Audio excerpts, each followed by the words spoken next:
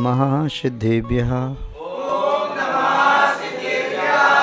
जय बोलिए त्रिकालवर्ती त्रैलोक पूज्य विश्वाराध्य पंच परमेष्ठी भगवान की, अनंतानंत सिद्ध परमेष्ठी भगवान की, वर्तमान जन शासन नायक श्री वर्धमान महावीर भगवान की, परम पूज्य आचार्य भगवान श्री समंत्र भद्र स्वामी मुनि महाराज की, परम पूज्य सिद्धांत चक्रवर्ती आचार्य गुरुदेव श्री विद्यानंद जी मुनि महाराज की, विश्व कल्याण कारक अहिंसा प्रधान श्रीमद विश्व धर्म की, जैनम जयतु शासनम विश्व कल्याण कारकम। धर्म स्नेही सत श्रद्धालु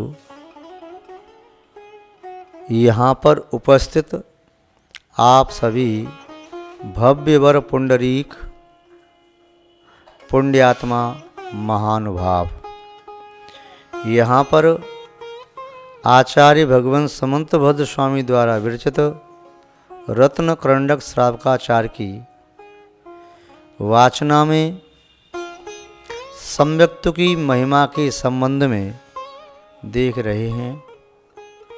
विगत दिवस सम्यक्त की महिमा बताते हुए आचार्य महोदय ने लिखा, शुद्ध सम्यक दृष्टि जीव जिनेन्द्र भगवान की भक्ति करने वाले,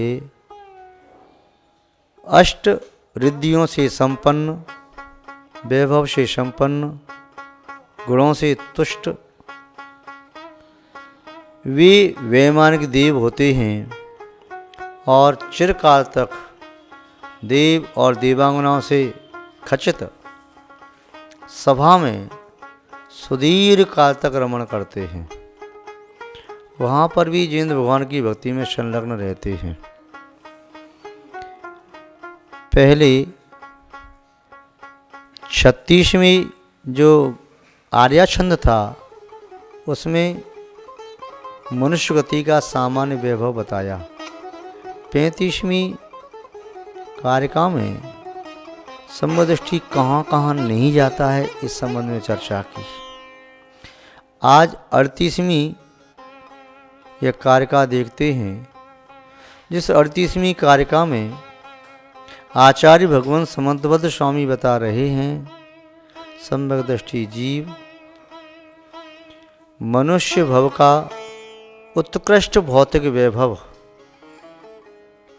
सम्यक दृष्टि प्राप्त करता है।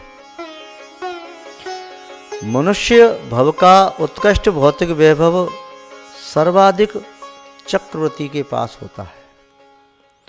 उससे ज़्यादा भौतिक वैभव किसी और के पास नहीं होता। आध्यात्मिक वैभव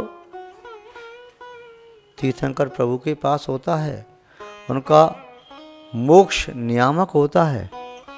वे आध्यात्मिक समग्र विभूति को प्राप्त करते हैं, शाश्वत निधि को प्राप्त करते हैं। चक्रवर्ती दीक्षा लेते हैं तो स्वर्ग मोक्ष प्राप्त करते हैं। यदि राज्य अवस्था में ही विलीन हो गए तो नरगति को प्राप्त करते हैं।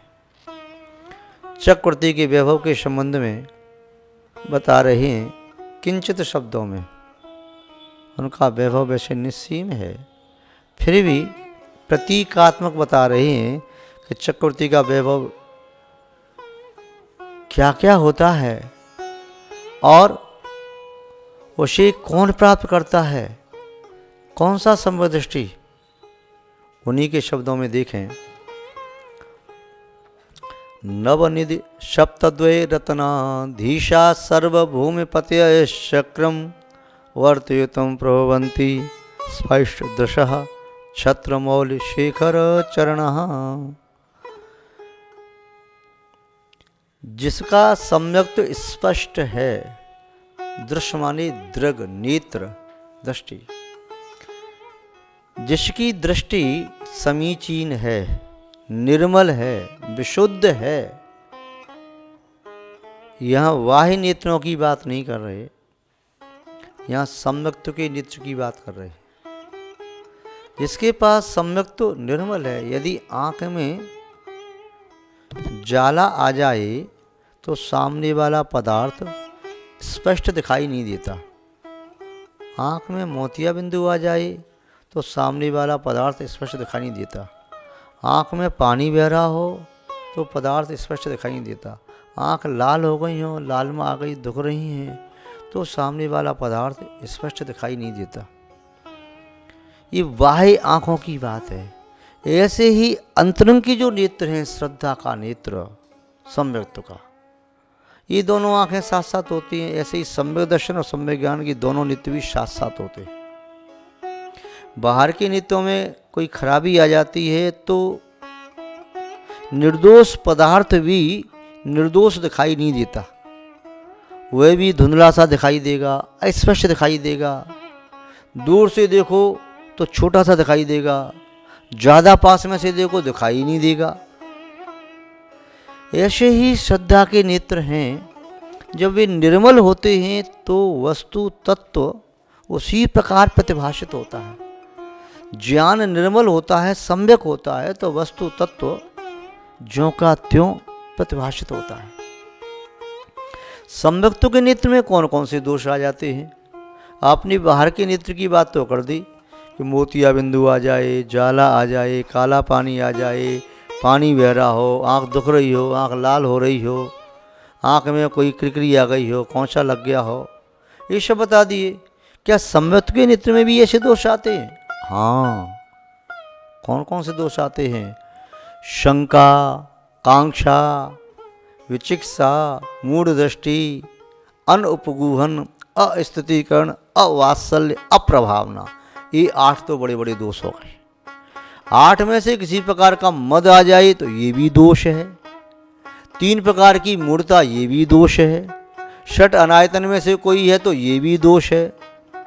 चल मल अगाड़ आदि दोष आ जाएं तो ये भी दोष होते हैं। ये दोष, कोई भी दोष आ जाए तो सम्यक्त निर्मल नहीं रह पाता, उस सम्यक्त में मल आ जाता है। जल निर्मल होता है, जल मल को दूर करता है, किंतु जल में ही मल आ जाए तो जल मल को दूर करता है, किंतु जल मल को भी पैदा करता है। जलीन जनितम पंकम जलीन परिशुद्धति, चित्तेन जनते जनतम शुद्धम चित्तेन परिशुद्धति। जल से पंख पैदा होता है, जल से शुद्ध होता है। चित्त से पाप पैदा होता है, चित्त से ही पाप धुलता है। तो यहाँ पर सम्यक तो निर्मल होता है तो चेतना में निर्मलता आती है। सम्यक तो मलिन होता है तो फिर आत्मा का वैभव भी मलिन दिखाई देता है, परमात्मा का स्वरूप भी यथार्थ दिखाई नहीं देता। जिनागम पर तत्सद्धान हो नहीं पाता, बार बार शंका आती है। तो यहाँ कह रहे हैं शुद्ध सम्यक दृष्टि जीव, जिनका सम्यक तत्व निर्मल है, वैसे सम्यक दृष्टि जीव जिन्होंने सम्यक के साथ सम्यक ज्ञान की उपासना की है और सम्यक चारित्र की साधना की है, सम्यक तप की आराधना की है, ऐसा शुद्ध सम्यक दृष्टि जीव तपस्वी बनकर के उत्तम समाधि को प्राप्त करता है। वहाँ स्वर्ग में जाकर के 16 स्वर्ग या अनुष्य या नवग्रीवक या पंचनोत्तर विमान में वह इंद्र आदि अहमिंद्र आदि पद को प्राप्त करता है। वहाँ से चित्त होकर के फिर वह चक्रवर्ती पद को प्राप्त करता है। कैसा होता है वह चक्रवर्ती? छत्रमौल शेखर चरणहा। जो अन्य राजागण हैं, अधिराज हैं, महाराज हैं, अर्धमंडलेश्वर, मंडलेश्वर, मंडलेश्वर, महामंडलेश्वर हैं, वे भी उस चक्रवर्ती के चरणों में प्रणाम करते हैं। कैसे प्रणाम करते हैं? वे राजा अधिराजा अपने सर पर मुकुट लगा करके उन मुकुट में लगी हुई कलंगी, उस कलंगी को चक्रवर्ती के चरणों में स्पर्श करते हैं, नम्रीभूत होते हैं। यानी हम आपके चरणों में साष्टांग प्रणाम, आपके चरणों में नम्रीभूत हैं। ऐसे कितने राजा होते हैं? 1 नहीं, 2 नहीं, 4 नहीं, 6 नहीं, 8 नहीं, 10 नहीं, 20, 40, 50, 100, 200, 500, 1000, 2000, 5000, 10,000, 20,000, पूरे 32,000 मुकुटबद्ध राजा। एक राजा सामान्य राजा हुआ, 500 राजा का अधिराजा हुआ, 1000 का फिर राजा महाराजा हुआ, फिर आगे चल कर के अर्धमंडलेश्वर, फिर मंडलेश्वर 4000 पर, 2000 पर अर्धमंडलेश्वर, 4 पर मंडलेश्वर, 8 पर महामंडलेश्वर, और 16,000 राजाओं का राजा अर्धचक्री, और 32,000 राजाओं का राजा चक्रवर्ती होता है। इतना वैभव चक्रवर्ती का। ऐसे वैभव को प्राप्त करता है शुद्ध सम्यक दृष्टि जीव। आज तो धर्मात्मा सम्यक दृष्टि थोड़े से पाप कर्म का उदय आता है, बस भटक जाता है। वीतरागी देव को छोड़ दिया, सरागी देवों की पूजा करना प्रारंभ कर दिया। अरे भाई, सरागी देवों को वीतरागी देव मत मानो। यदि जिन शासन के रक्षक देवी देवता हैं तो उनका सम्मान करो। वे भगवान नहीं हैं। या कुलदेव तो क्या है? स्त्री, पुत्र, अस्त्र, शस्त्र, वस्त्र आदि से सहित हैं। उन्हें जो सच्चा देव मान लेता है तो कुलदेव उपासक हो गया। जो जिन शासन के रक्षक देवी देवता हैं वे कुलदेव नहीं हैं, वे तो वीतरागता के भक्त हैं, उपासक हैं। वे तो आयतन में आते हैं, अनायतन में नहीं आते। परंतु उनका भी सम्मान करना है। उनको भी देव नहीं, वीतरागी देव नहीं मान सकते। वीतरागी देव तो सच्चे देव, परमार्थ देव, आप्त देव वीतरागी होते हैं, सर्वज्ञ होते हैं, हितोपदेशी होते हैं, 18 दोषों से रहित होते हैं, नव केवल लब्धि से युक्त होते हैं, अंचतुष्य से युक्त होते हैं, 40 गुणों से यथासंभव युक्त होते हैं। तो यहाँ कह रहे हैं उनकी पूजा उपासना करने वाला, निगंत गुरुओं की पूजा उपासना करने वाला, शास्त्र की उपासना करने वाला, वह कट्टरता से पालन करता है। शरीर छूटे तो छूटे, मेरा धर्म न छूटे। कोई बात नहीं, कोई मेरा अपमान करे, तिरस्कार करे, कुछ भी करे, मैं अपने धर्म को नहीं छोड़ सकता।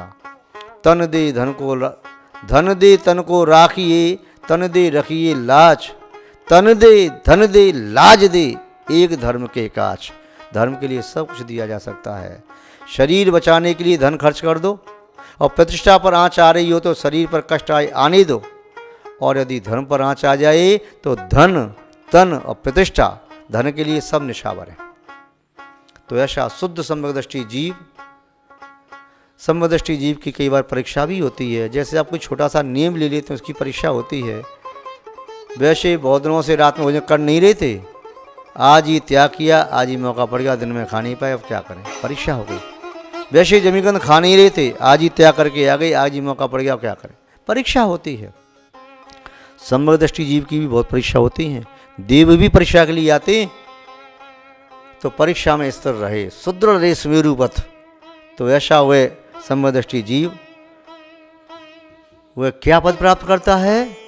यहाँ से जाकर के स्वर्ग का वैभव प्राप्त करता है, वहाँ से आकर चक्रवर्ती का वैभव प्राप्त करता है, जिसका वैभव क्या है? नवनिधि सप्तद्वय रत्न अधीश। नवनिधि और सप्तद्वय, सप्तद्वय माने 7 2, 7 दूनी 14 रत्न, 14 रत्नों का अधीश स्वामी होता है। 9 निधि 14 रत्नों का स्वामी होता है। और सर्वभूमि पति चक्रम, और सर्वभूमि यह 6 खंडे भर क्षेत्र है, भर के 6 खंडों का वह अधिपति स्वामी होता है। चक्रम, चक्र को धारण करने वाला चक्रवर्ती होता है। नवनिधि कौन सी हैं? नवनिधि है पद्म, महापद्म, काल, महाकाल, पांडु, माणव, शंख, नैशर, पिंगल और सर्वतन। ये निधि हैं। इनसे क्या प्राप्त करता है? जो पद्म निधि है उसके माध्यम से अनेकों प्रकार के दिव्य वस्त्रों की प्राप्ति होती है। वह निधि चक्रवर्ती बस एक बार संकेत करे पद्म निधि के सामने कि तुम्हें करोड़ों प्रकार के, करोड़ों अरबों खरबों दिव्य वस्त्रों के सेट, इतनी मेरी जनता है, सबके लिए प्रदान करो। वह पद्म निधि अंतर्मूर्ति में प्रदान कर देगी। वस्त्र, सब प्रकार के वस्त्र, जैसी वेशभूषा चाहो वह पद्म निधि, जिसके 1000 देव रक्षा करने वाले होते हैं। काल निधि है, उसके माध्यम से सब ऋतुओं के पुष्प और फल एक साथ प्राप्त होते हैं। काल निधि से कहा कि शीघ्र ही सब ऋतुओं के 6 ऋतुओं के पुष्प और फल यहाँ प्राप्त हो जाएं तो प्राप्त हो जाएंगे। महाकाल निधि है, तो महाकाल निधि से नाना प्रकार के इष्ट मिष्ट स्वादिष्ट व्यंजन 56 प्रकार के भोग कहते हैं आप। इससे भी अधिक प्रकार के भोग, वर्तन सामग्री सब दिव्य बर्तनों में सज करके तैयार हो जाएंगे। चक्रवर्ती की सेना पूरी कटक है, उसके लिए महाकाल निधि से कहा जाए पूरी सेना के लिए भोजन, दिव्य भोजन। तो दिव्य भोजन शीघ्र ही वहाँ पर उसे प्राप्त हो जाएगा। पिंगल निधि है, उसके माध्यम से जितने प्रकार के आभूषण संभव हैं, रत्न जड़ित आभूषण स्वर्ण निर्मित, तत्काल में उपस्थित हो जाते। और रत्न निधि नाना प्रकार के दिव्य रत्नों का ढेर इकट्ठा करती है। भरत चक्रवर्ती जब अनंत भगवान की पूजा करते तो वो ऐसा नहीं कि आपकी चम्मच से जल चढ़ाते हैं, ऐसे चढ़ाते हों। जब उन्हें जल चढ़ाना है तो उन्हें चंद्रकांत, जो चंद्रकांत मणि है, उसके रत्नों का ढेर पहाड़ जैसा लगा दिया। चंदन के स्थान पर पुखराज जैसे पीत रत्न है, वो का ढेर लगा दिया। अक्षत में सारा मोतियों का ढेर लगा दिया। नाना प्रकार के 8 प्रकार की द्रव्य है, उसके दिव्य रत्न की निधि का ढेर लगा दिया भगवान के चरणों में। आज मेरे पुण्य से मुझे प्राप्त हुआ है, ये पुण्य शाश्वत नहीं रहेगा। इस पुण्य का फल यही है कि मैं अनंत भगवान के चरणों में समर्पित कर दूं। इस प्रकार रत्नों से भगवान की पूजा करते महान भाव। उन्हें 14 रत्न प्राप्त होते हैं, 7 चेतन और 7 अचेतन।